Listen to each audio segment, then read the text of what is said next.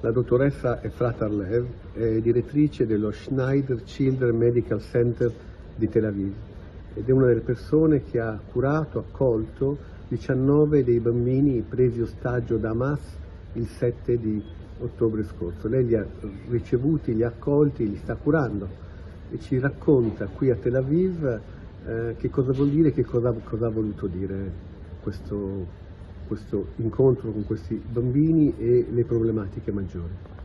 So doctor, it's an incredibly difficult task, your mission with these children. Can you tell us what is the main problem that you face?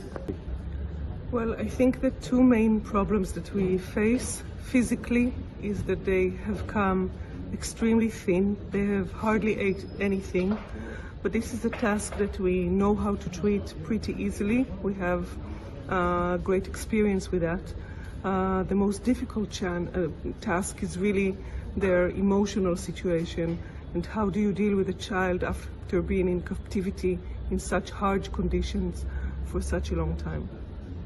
You were telling us just before about some very tragic stories which are told by these kids.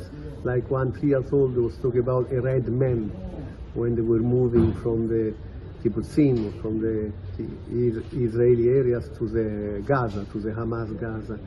Are there other stories, images they are giving, which help us to understand the condition in which they were held more than a month in captivity? So, children do not talk about the event itself of October 7th, and I think it's because it's too tough for them.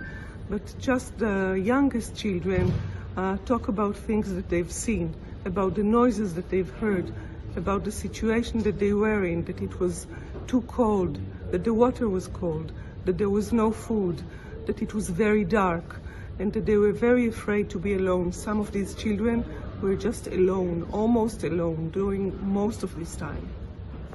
You told us they were very undernourished, very thin. They lost 10-15% of their weight. Right.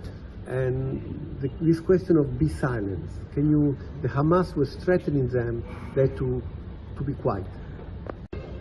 So really from the very beginning, and this is what we've heard from all the children in all ages, in different aspects, of course, of how mature they are, but it was obvious that they were told to be extremely quiet, not to talk, not to cry, and not to laugh.